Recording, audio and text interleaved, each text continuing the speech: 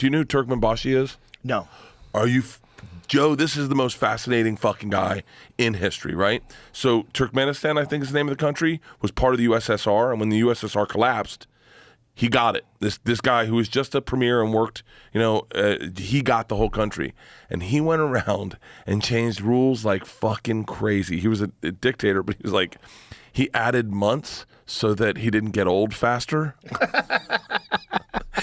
He changed the names of the months. I mean, he was a fucking lunatic. He said, you know what? He goes, you know what? Here's the problem. Old people are losing their teeth because they're not eating enough bones. And they're like, bones. He goes, you ever see a dog with missing teeth?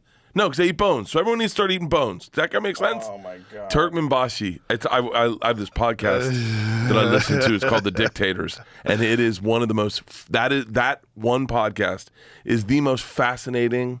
But I'm obsessed, man. I listen to Hitler, Stalin. Somebody was talking about the How to Make a Dictator documentary on Netflix the other day. I think it was on the podcast. It might have just been a conversation I was having. Was it on the podcast? Who was it? Do you remember? But they were saying, like, you're literally like putting up a guidebook on how to become a dictator. Like, people could watch it and figure out how it's done and then replicate it. It's identical, by the way, to how to get famous. I mean, it's the fucking exact same thing. You'd be shocked. Wow. Yeah. I wouldn't be shocked, though. Right? Because a lot of famous people become like dictators.